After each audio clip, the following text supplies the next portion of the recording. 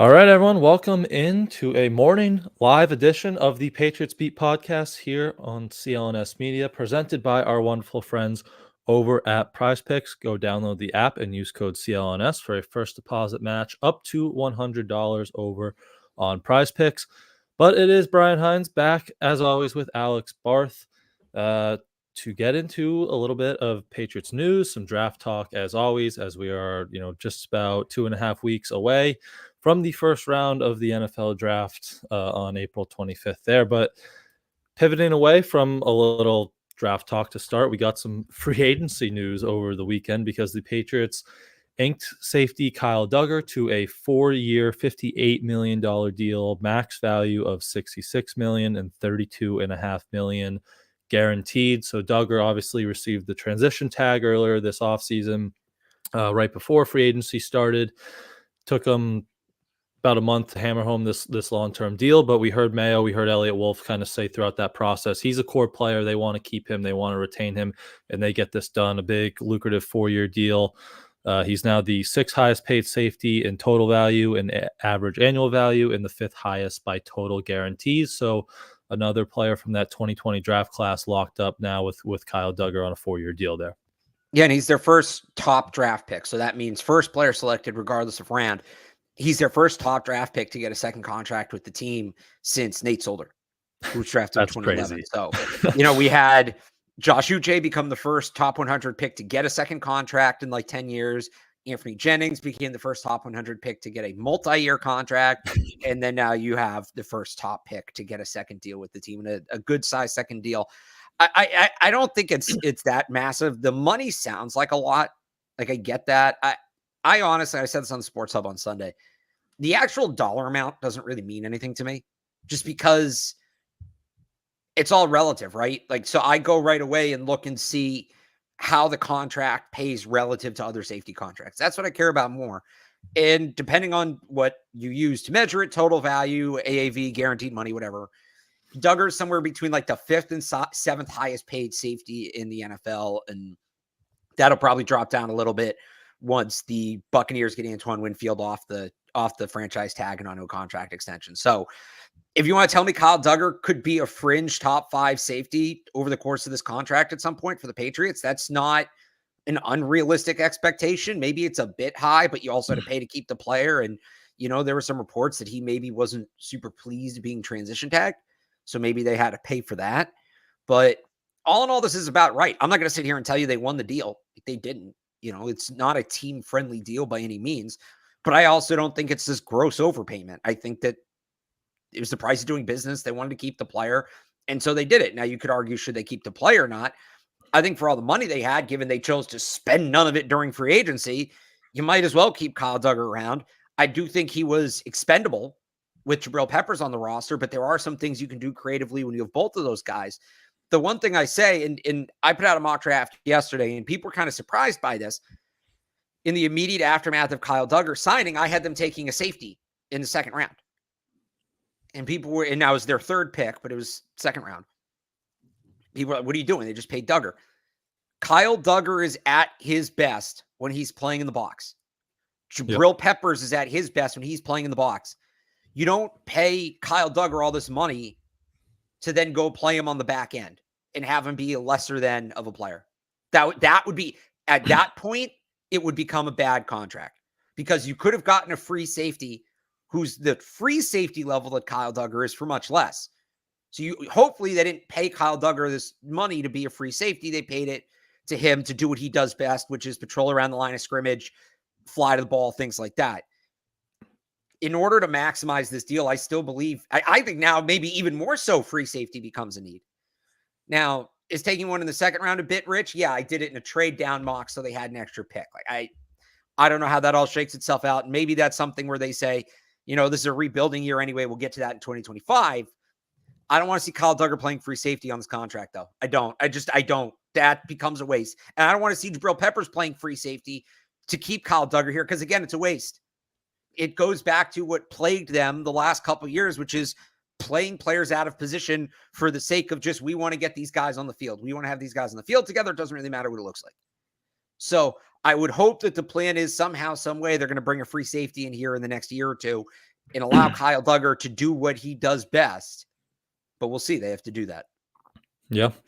Yeah, so going back to the money, I think when you do when the initial terms kind of came out, you're like, that does seem like a lot of money for Kyle Duggar, but then it's 14.5 million per year, I think, on the AAV. So that's right around where people projected 13, 14 were the kind of big numbers. And then we don't have the exact details. I don't think those have come out yet or been reported. So we don't see how it's really how it's been structured yet either. So definitely wasn't like a Josh Uche team friendly deal that you're rushing to sign, but it's a fair deal for Duggar, and as you said, that's kind of the price of business. But yeah, I think it absolutely pivots now to, if you want to get the maximum value out of this deal, you have to move him closer to the line of scrimmage where he's at his best, right? And 2 years ago, when he was down there a lot, he has the pick sixes and the scoop and scores, and he's making his presence felt. And then they move him back to that kind of traditional, more free safety role with Devin McCourty out of the building. And he's just not around the ball enough, right? Like, he's such a good ball hawker. Right. You want him near the football. Like, sure, he was still reliable back there. I think he set his career high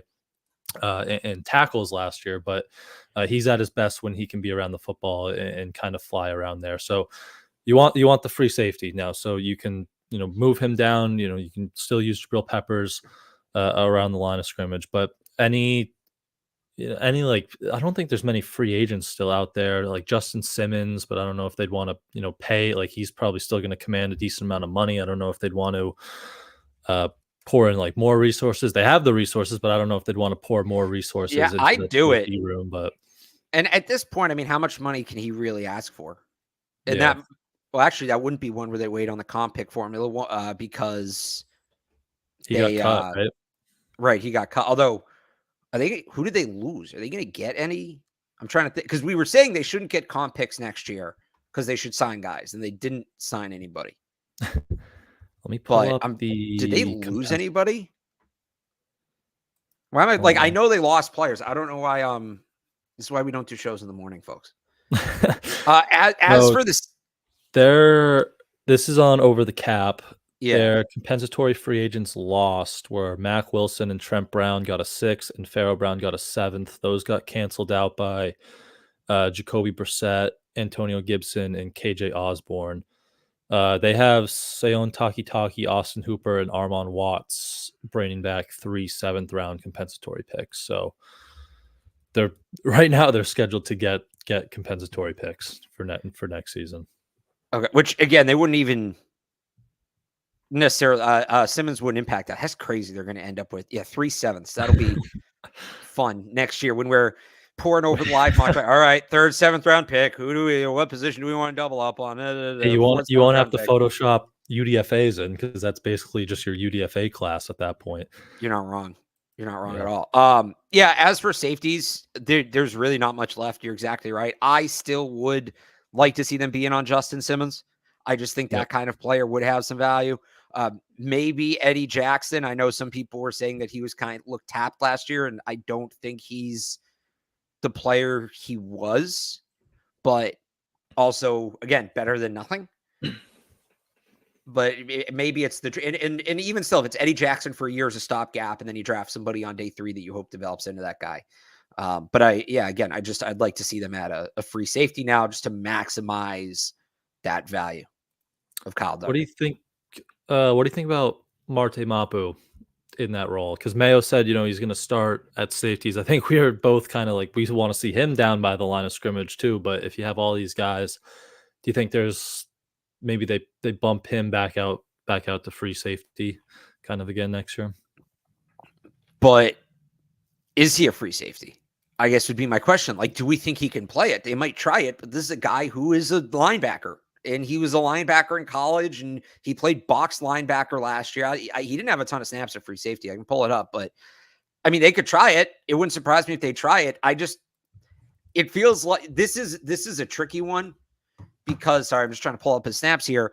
This is a tricky one because I think he was drafted with a long-term plan in mind. And he played 60 snaps last year as a free safety, just a handful after the bye. And it didn't go great. Like And it didn't go great. You're right. he got beat by, I mean, it was Tyreek Hill, but like he was still out of position and got beat. I think he got beat in that Commanders game deep, and Jabril Peppers made like a great play. So it didn't. There wasn't many snaps, and the snaps didn't go great at back there. So do you remember when they drafted Mapu? What the reaction was? What was your initial reaction? Because I think we all had the same one. We actually weren't doing this show together, but finally got a sideline to sideline athletic kind of linebacker. You were more optimistic than me. My reaction, a lot of people's reactions was he's Kyle Duggar's replacement. Bill drafted Marte Mapu so we wouldn't have to pay Kyle Duggar. If that's the case, like Marte Mapu was drafted, that you draft that kind of player with a very specific plan. That kind of guy, small school, position change, a little bit older, all of that. You have a very specific plan for that guy. And the person who drafted him with that plan is no longer in the building. So I wonder if he just finds himself on the outside looking in.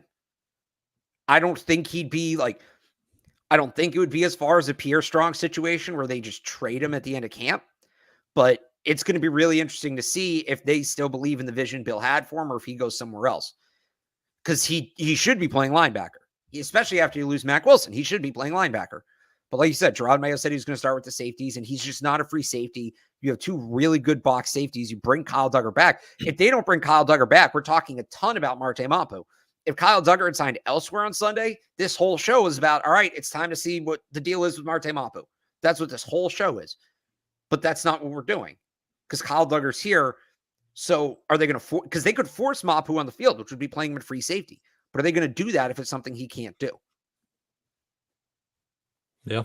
I hate to be that guy, but I really wonder if they just kind of write Marte Mapu off at this point as a guy without a position.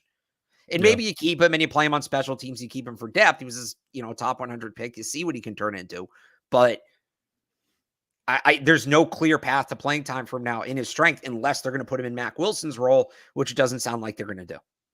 Yeah, because they went out and signed, Taki, and, you assume he's going to kind of take that Mac Wilson role there. So, yeah, it's interesting to see how Mapu kind of fits into this whole puzzle going forward. But I think we're both kind of in an agreement. Good to get Duggar signed, fair deal for him, his market value. Still just good kind of cultural move too, like hammering back this draft and develop, and then we're going to extend these guys, as you said, like the first pick to get that second long-term contract since Nate Solder in 2011. So, good move. You paid your second round pick, your 6th round pick. The Uche and Jennings got long-term deals, so you're proving that you're gonna, if these guys perform, you're gonna pay them and keep them around. So, good move there. But any last thoughts there on Duggar? I think that was pretty much most of it, or any other fallout effects from it. No, I think that's pretty much it. All right. So a little more. There was one other bit of Patriots news, some kind of minor news from late last night, this morning with Troy Brown. I don't know if you saw that. No. Who they said, Mayo, he's on the staff technically right now. Mayo said he was going to come in a skill development role, but it looks like he was out at Arizona State, maybe to become their next running back coach. So, nothing major, but just maybe a potential late shakeup there with the staff with Troy Brown. I don't know if you have any kind of big thoughts on that, but like he kind of got demoted, so if he wants to go look for another job, like you can't really blame him there.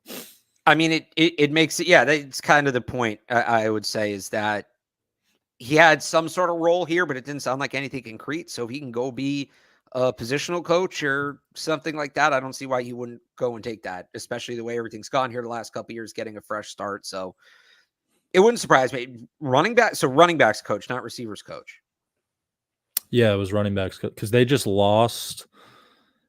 They had Rashad Samples. They lost him to, I don't know where. Oh, Oregon hired him on Sunday. So They said Brown was already on.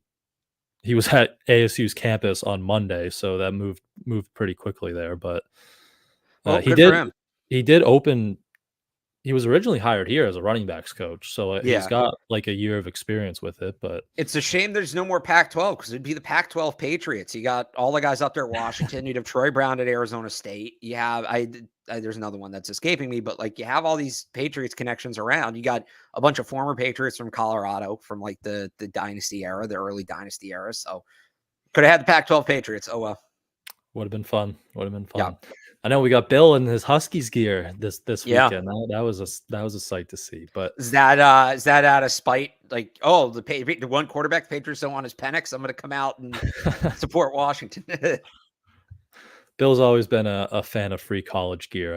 I feel so. Who isn't? I mean, come yeah, on. I very, used to very work in true. college athletics. I'll still break out the UMass Lowell polo or the UMass Dartmouth polo or the. Do I have any that aren't UMass? I'm trying to think. I have a UMass All Boston UMass. thing. Well, that's who I used to call games for. I used to Yeah. play by play for. Not UMass Amherst. I don't have any of their gear. I do have some I do have a Hawaii thing of Alabama, UCLA, Pitt.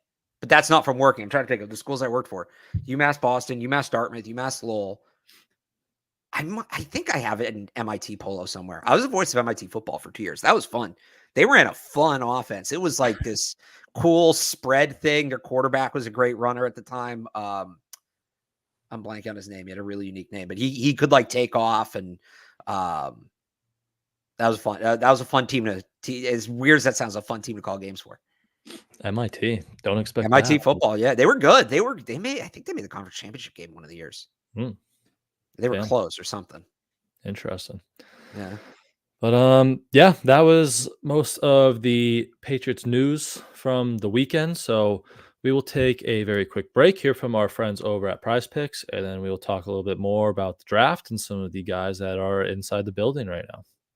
Prize Picks is America's number one fantasy sports app with more than 3 million members.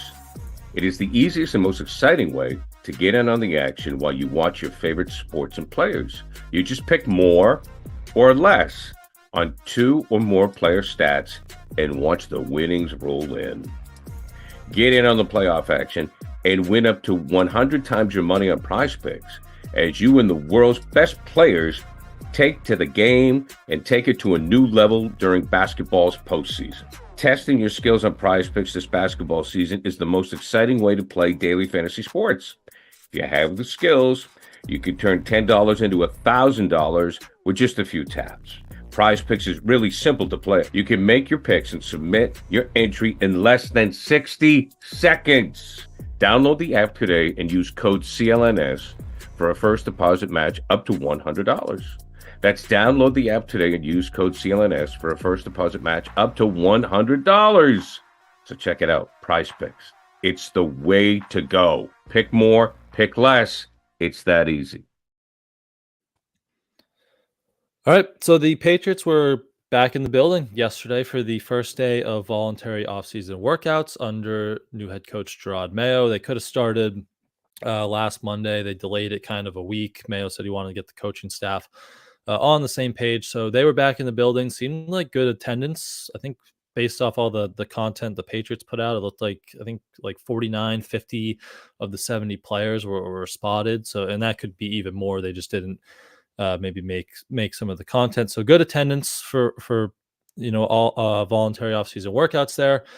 But we also are bringing in some draft prospects, some potential future Patriots to Gillette Stadium over the past few weeks and upcoming weeks here as they check off these 30 visits to finalize their kind of draft board here. The big ones: Drake May was in town on Friday. Jaden Daniels is in town today, I believe. Actually, I think he's at Gillette today. And then JJ McCarthy seems like he's working his way here next week. So the big 3 quarterbacks that they're in Foxborough. Drake May got to experience the earthquake on Friday, but wait. So Drake May was here for the earthquake. Jaden Daniels, because I think he got here yesterday for like a dinner, was here for the eclipse. What does it mean? I don't know. Those seem like signs. What's going to happen when JJ gets here? Or it's going to open up and swallow Gillette Stadium. Yeah, but I mean, big question. You mentioned it. Where do you take these guys to dinner in the Foxborough area? Probably just Davio's. They got like a room there, I'm sure. And I don't know that I'm like dragging them out and around, dragging them into Boston. Maybe if you find out. Well, here's the it's because you don't need to sell them. Like you're drafting them. They don't have a choice. Like if you draft them. Probably just Davio's. whatever's easiest right there. Yeah. Yeah. But yeah, I mean, it's the big three quarterbacks that you expect. I mean, at least two of them will be there at number 3, obviously. So it still seems like this is how they're kind of trending, right? Still for that Yeah. number 3 pick to take one of these guys. Yeah, I just don't see how it doesn't happen at this point. Everything's just so pointing towards that. And especially now you're hearing from Schefter that Jaden Daniels is expected to go second overall. It's like, yeah, I know I put out a trade down mock draft yesterday. Like, it's still definitely an option. They haven't ruled it out, but I feel like something wild would have to happen for them not to take a quarterback at 3. Yeah. Yeah, I'm with you. I think Tom Curran said like the trade down value would be like 3 first round picks plus more. So that bag, as Gerard Mayo keeps saying Yeah. it. I Like wonder view who said these that 2 guys months as, ago. yeah, they view these guys as potential franchise quarterbacks, it looks like. So yeah, unless some team gets like really silly with their offer, like maybe Minnesota somehow throws Justin Jefferson in there with all those first round picks, which I Well, I think doubt. Minnesota getting silly would be a 4th first. I think it would be 3 years worth of first. So it would be Can 11, you do that 23. with the new CBA? Oh, Can you? can you? That's a good. There's like I think there's like weird ways you can do it. Okay. Yeah, I Um, thought like you can't trade. Maybe it's like 4 consecutive firsts, or that might be the NBA or something. the NBA, you can't trade consecutive first round picks, Yeah. but there are ways around that too, because that's where the pick swap comes in. Yeah. I think in the NFL, you can only trade picks 3 years in advance, Okay. but it would be 3 years. It's 4 first round picks, it would be 3 years because it's 2 this year. So they could do, I should double check that, but I'm sure they'd figure out a way to make it work. Yeah. Yeah, if one team wants to offer that. But yeah, it still looks like the quarterback is the move there at number 3. After Caleb Williams, whoever goes 2, you'll have your pick of whatever 2 guys up there you like. But yeah, I mean, Oh no, here it is. You're at the rules. No team can be. All right, more or less. This is kind of it summed up. More or less without a first round pick for more than 2 consecutive years. So there's maybe some way around that, or maybe it becomes 22, the 2 this year, 2025, and then 2027 or something like that. But yeah, Yeah. So you'd have to get creative with it. If a team even wants to do that, because that's right. that's a lot to. I'll be honest, if I'm getting 4 first round picks, like, sign me up. At that Yeah. point, and I know I've said, don't push it back, but if you're getting, because who knows, if they miss on the quarterback, that 2027 Minnesota pick, both next year and 4 years 2027 is be insane. right. But again, that's an absurd offer that probably Yeah. won't. Yep. Yeah, especially like I feel like Vegas, people are saying they're trying to move up for Jaden Daniels. Like if you get 3 first round picks from a team that's in a division with Pat Mahomes and Harbaugh and Herbert, like that's tough to pass up. But Right. I'd say I agree with you. It still looks like quarterback at number 3 is going to be the move there, and you kind of get that sense even more with all these guys coming in for visits and how they were at their pro day and visiting with them there. So that seems to be the move. But beyond the quarterbacks, lots of offensive tackles coming in. We got Travis Glover, who's a late round kind of project from Georgia State. They showed a lot of interest in him. He was at the Senior Bowl. They met with him there. They met with him at his pro day. He's coming in for a visit. A couple other like day 3 kind of project tackles, but the big one was a round 1 guy, projected round 1 guy, or maybe top 40 guy. Maybe he slides into the second round there. Oklahoma's Tyler Guyton, and more of a day 2 guy, right tackle, Notre Dame's Blake Fisher, who they worked out. We saw Scott Peters working him out at the Notre Dame Pro Day a few weeks ago. So some depth project offensive tackles, and then some of these little higher up offensive tackles. Tyler Guyton is the big one there. Maybe an intriguing guy you would trade up for back into the end of the first round. But what do you think about Guyton and some of those offensive tackles? I like Guyton. Guyton's a great fit for, I think, what they need right now, because he's got tremendous upside.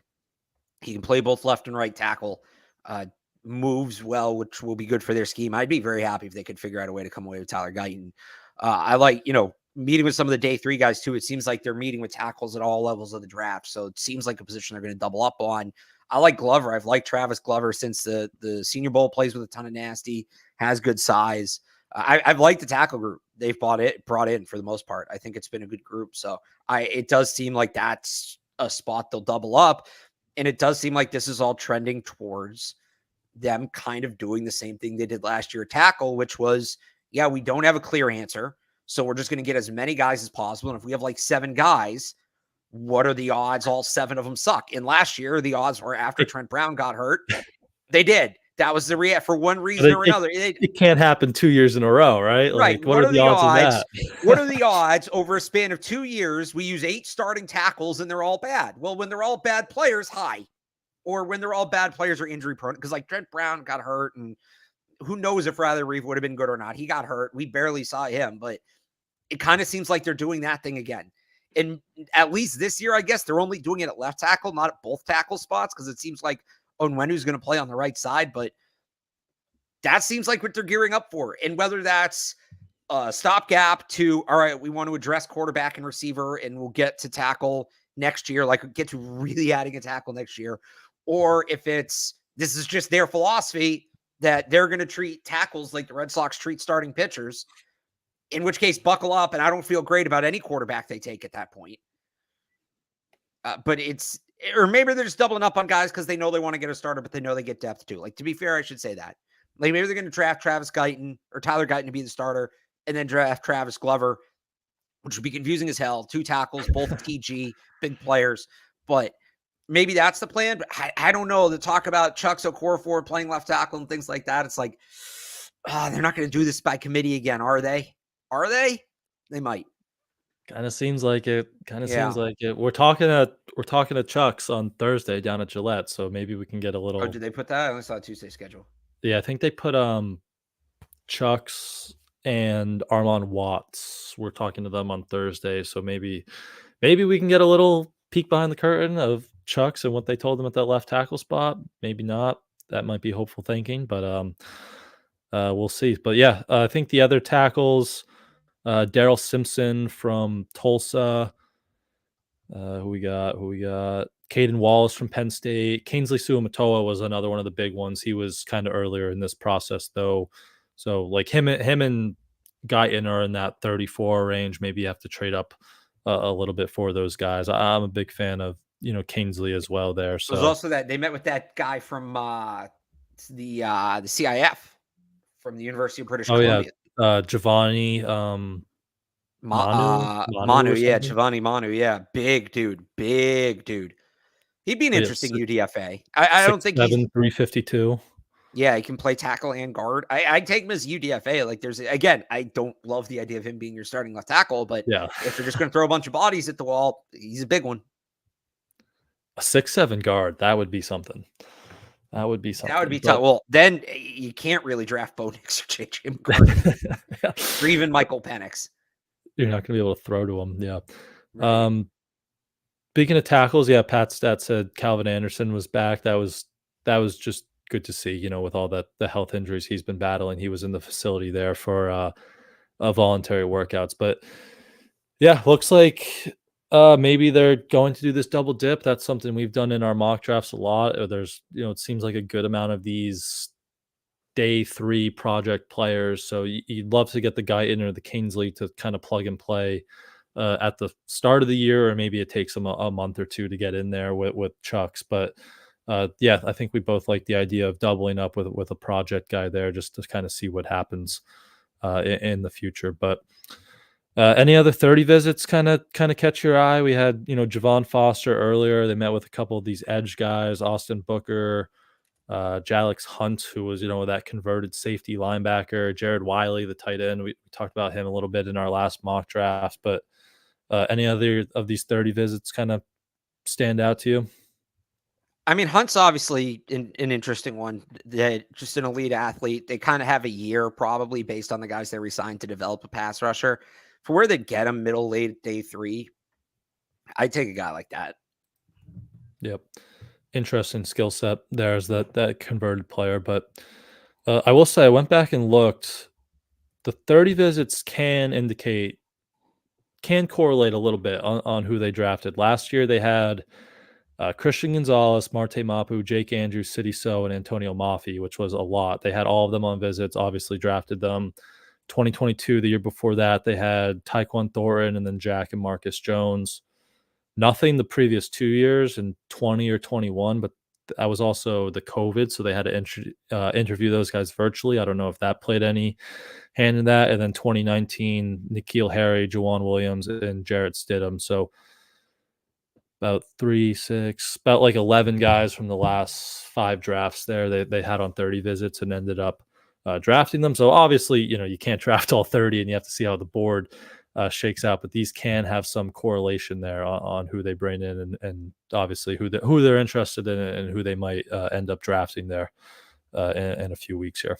Right. And it, sometimes too, it's like, all right, well, these, even if they're not going to draft that guy, these are the kind of players they're looking at. Again, the individual tackles, maybe they don't draft, but we know, all right, they're looking at tackles in all these different ranges in the draft. So again, you can infer that, all right, they're going to double up, or they, for whatever reason, they plan on taking one late, something like that. You can kind of put the pieces together, even if you don't get the individual players. Yep, exactly. But yeah, that's the updated news, the 30 visits. Any other draft things that have kind of stood out to you since we last talked Thursday? Any new players you've watched and fallen in love with, or any other draft takes there you got to get off? Just ready for the draft to be here. I know. I'm just, that's kind of where I'm at this point. Yep. But if we're done with Patriots talk, we could mix in a little Boston Sports Minute because it is opening day. Yeah, I don't think we still don't have the background on here, right? When you talk to Ahmed about that. Yeah, we don't. I think we're going to see him today, so we can yell at him for that. But I'll change it to that. Okay. There's our Boston Sports. So it looks different. But I mean, the Sox, are they hot? Are the Red Sox good? 8-2, 7-2 Well, on their 7-3 on their road trip. It was a good West Coast trip, and now they're coming back home. Let's see what happens when they play a real major league team. Fair. They were lighting up. I mean, the A's that's its own thing, but the Mariners are fine. Mariners are okay. The Angels pitching is just atrocious. That Griffin Canning guy, I think I saw something that's been like he's allowed like 64 home runs in 66 innings pitched or something like that. So, launch party on him makes some sense. They got the Orioles now. It's a real team. I mean, it's going to be a real test. The lineup definitely has some pop. And I think I said this on some show that like the lineup has a chance to be above average. I don't think they're not great. Nobody's going to mistake them for the 2018 Red Sox, but like the lineup's fine. It's the pitching that really worries you. And to lose the 1-0 games concerns me because you got the gems you need to get from the pitchers. And I don't think that's sustainable. So they'll be fine. They'll win like 75, 80 games. And I think that's what you saw is they're good enough to beat they're not one of the true dregs of the league. They're not the A's. They're not the White Sox. They're not the Marlins. They'll beat those teams handily. But do they have what it takes to go toe-to-toe with the Orioles? Do they have what it takes to go toe-to-toe with the Astros? They have what it takes to go toe-to-toe with the Rangers, right? Those kind of teams. And we're finally going to get to see them against one of those teams this week in the opener. So today should be fun. Today should be cool. 2004 Red Sox in the house, which is awesome. Hopefully they get a win for those guys. But, I mean, they got to start playing some big boy baseball now. That's just the reality of it. Yeah. Yeah, I'm still worried. Like, the starting pitching has been amazing, which is a huge surprise. But I'm still worried about kind of the depth of it because one of these guys is going to get hurt. One or two of these guys are going to get hurt. It always happens, especially with how these pitchers' elbows are going down nowadays. Like, you obviously hope none of these guys have a serious injury, but something minor is probably going to pop up. And like, where's your depth on the pitching staff? But I mean, Houck has been incredible. Pivetta, Cutter, I think like all these guys have like sub 1 ERAs except Bayo, which is you're supposed to be your main guy there. So they've been awesome, but it's just, can they sustain that going forward? And what happens if, you do have to go into that depth if some guys go down? That's where I'm kind of worried. But that's the thing, they don't really have it. Yeah, they don't have depth. They have like Cooper, Chris Wall and Worcester or whatever, and that's really it. So exactly, will be interesting to see. But yeah, it was good start. Trevor Story, that was unfortunate. That was really tough. But Did you like the Rafaela deal? Good to see them it's about time locking they up made young. started making some of these deals, and you get him taken care of, and he'll probably play some shortstop here. I don't know. The Story injury doesn't worry me that much. Like, I know he got off to a hot start hitting, but we kind of saw last year who he is as a hitter. They should be able to replace that. They should. And I don't think they should call Mayer up. I know that's been kind of a talking point. I wouldn't. He's not ready. Don't rush him up. But you can put Rafaela there. Maybe it's a chance for Nick York to get up here. There's some other guys you could give that opportunity to. I think they should be able to replace what they lose in Trevor Story. I've been wowed by Trevor Story during his time with the Red Sox. So Yeah, then unfortunately has been kind of a rocky 3 years there Right. for Trevor Story. But it's tough to replace his defense, right? Like, even if you Yeah. move Rafael there and he plays well, like Trevor Story is like a Gold Glove shortstop capability, I'd say. And you just wish that, they needed a righty bat, so you wish he could stay in there and kind of get hot offensively. So it's just unfortunate from his point of view. But yeah, that's your 7-3, second place in the AL East Red Sox, but they have the Orioles, kind of a real opponent now as they come back home. So it'll be exciting to see what happens there. Any Celtics, Bruins thoughts? Well, how do you feel about the Bruins probably getting the Lightning in the first round of playoffs? It's not ideal. I don't like the playoff format, and not just because we're getting the Lightning. I've never really liked this playoff format, probably because the Atlantic Division is so stacked. But Well, it doesn't make any sense. yeah, it's stupid. But I don't know. They've usually been able to handle Kucherov pretty well, but going against like Vasilevsky just freaks me out. I know he's not like prime Vasilevsky when they were going back to back, but he's just one of the best goalies that can get insanely hot and kind of shut you out. So definitely not the ideal matchup, but I'm ready to buy in and still believe at them, and then probably get my heart broken in about 2 weeks here. So I will say this: 5 games to go, 6-point gap between Toronto and Tampa for that final Atlantic spot, top wildcard spot, and they play the final day of the regular season. So Toronto and Tampa does? Toronto and Tampa do. Okay, so Tampa could get hot maybe and jump them. If Tampa can put some work in, and Toronto's going to have to slide, but they haven't. Oh no, they have been playing well. It's Florida that hasn't been playing well. Yeah. But so like they've got the Devils. They're on the second half of back-to-back today. Toronto. They got it's against the Devils. They got the Devils again on Thursday. Red Wings is a huge game. That's a team that's pushing for a playoff spot. And then they close with Florida and Tampa on the road. Toronto does. And then I think Tampa has like an easier schedule coming up. Yeah, they got Columbus tonight. They've got the Senators on Thursday, Caps, Sabres, and then that. So it would be cool if that game just has some meaning. That would be fun. I'll just say that.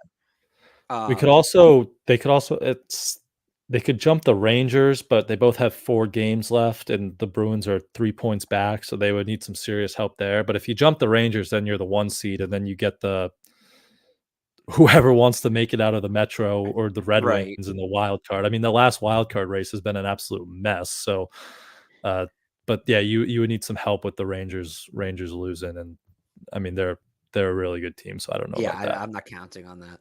And I'll say Celtics. I'll say this by the way, if you want to, the reason we're doing the show early today, I'm hosting Celtics pre-half post tonight on Rock 92.9 Celtics BetMGM radio network. They got the Buck. They're at the Bucks tonight. Last home game. We'll see who plays. Anyone playing? Right. So we'll see who plays. But a lot of other games in the East tonight. And this is honestly what I'm going to talk about mostly. I think post game. A lot of game. You got Sixers, Pistons, Heat, Hawks. There's one other one I'm trying to find on the schedule here, but like you got a bunch of big games in the East. It'll be interesting to see how this shakes out below the Celtics because, well, I think they can beat anybody in the East, and they should beat anybody in the East. And I think they're going to the finals. So we'll see what happens when they get there. You don't want to have this arduous path that they've had the last 2 years where in 22, they have to come back from being under 500 mid-January and go through all these 7-game series. You could tell by the time they got to the Warriors, they were gassed.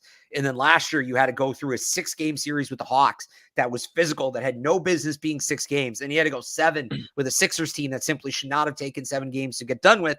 And then you go 7 against the Heat. And again, it got to them.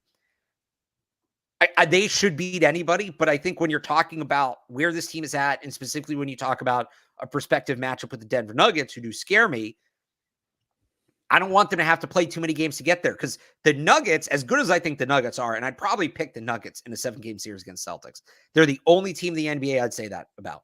I think if the Nuggets get knocked out in the Western Conference playoffs, go pick your spot for the parade as a Celtics fan. But if you have to play the Nuggets, the Western Conference is a juggernaut. The Western Conference is stacked. So the Nuggets are going to have to go through it, and they're going to have to expend some energy to get through it. And I think they will, but it's good. They're going to have to. So can the Celtics dispatch the Pacers in 4 or the Hawks in 4, right? Can they get the Cavs in the second round instead of the Bucks, which is probably going to be easier, save themselves some of that work? So now it's the reverse when they get to the finals, where last time they played the Warriors and the Warriors cruised to that finals, whereas the Celtics had to fight and claw their way there. Now they're sitting there. They've had the extra week off. They've only played maybe 12 games, 13 games, where maybe the Nuggets have played 20, and you get that kind of advantage. So that the Celtics are unwatchable. And what I mean by that is, I say that as a fan of the team, they're blowing every team out by 30 with their backups. At halftime, I'm like, they're up so big, and I don't care who any of these guys are, or I don't know who these guys, whatever. Joe Mazzulla was like, yeah, I just wanted to play with 3 centers the other day just to see what would happen or something, right? Yeah, so he's messing around. They'll be watchable again in the playoffs, don't get me wrong, but they're kind of unwatchable right now, right? But there's still a lot of intrigue about what's it going to look like, what's their path to playoffs going to look like, and that's coming down to the wire. Not as much for the Bruins, I guess. Theirs is more or less set. It'd have to get a little wild, but like in the NHL, kind of the rest of that thing's getting figured out. The rest of the Eastern Conference right now. So the Celtics are up. The Celtics have a 15-game lead on the Bucks. That's bigger than the gap. So the gap between 1 and 2 is bigger than the gap between 2 and 10 by 4 games. So, the Bucks are 15 back, really go from 2 to 8. There's a drop off from 8 to 9. The Heat are 6 games up on the Bulls, but from 2 to 8, it's a 4-game difference. So there's a lot to figure out about what the Celtics' path to the playoffs is going to look like. And I'm interested in that, because even though they should beat everybody, I think the path does matter, because who are the teams they can beat the quickest? I think this year that kind of thing matters. Yep. Yeah, less games the better. Wasn't it last year? Even the Hawks in round 1 dragged them to 6 games. And it was a physical series too. They went, even the games they won were close. Remember Jason Tatum had that, I think it was game 5 or 6. He was horrible through their first 3 quarters. And then he just had an amazing fourth and a great overtime. But they had to work for that. And ideally they don't have to work as hard for it, and they can stay rested through at least the first couple rounds of the playoffs. If you get to the Eastern Conference Finals, the Bucks, the Heat, that could be a real series, and that could go 6 or 7, and that could be tough. And I get that, but you don't need to be going to 6 games against the Atlanta Hawks. You don't need to be going to 6 games against the Chicago Bulls. You don't need to, even the Pacers or the Knicks. You don't need to be going to 6 or 7 games with the Knicks. Come on with that. Yeah, just take care of business fast, but probably opposite for the Bruins, because if you have Tampa, and then if you get past, that's going to be a grind. And then if you get past them, you probably have Florida. So you're probably looking at back-to-back 7-game, 7-game series. And that's hockey. Every series goes 6 or 7 games in hockey. That's just and they're not on the Celtics level either from a respective sport. But they will have a goalie rotation, so they can stay rested that way. Yeah, how about that? Goalies will be rested at least. But let's just get to the playoffs for both of those, and let's get the fun started there. But Alex and I have to take off and go down to Gillette. We will be hearing from Hunter Henry and Jabril Peppers. They will meet with the media, talk to us as they are back in Gillette for day 2 of their off-season voluntary workout program. So you can follow Alex on Twitter at Real Alex Barth. Head over to 985thesportshub.com to read all his Patriots coverage. You can follow me on Twitter at I am Brian Hines, and head over to patspulpit.com to read our work over there. We'll be back Thursday, mock draft 5.0, I believe we are at now. We might have who knows what fun spin we'll put on it. We might do something fun with that one. Yeah, we have one idea that we'll probably do, which will be somewhat fun. So make sure you tune into that. We will let you know sometime on social media. Again, make sure you follow us, follow Patriots at CLNS, what time we're going to go live. But again, Thursday, Mock Draft 5.0. We will see you guys then. Thank you, as always, for watching us today.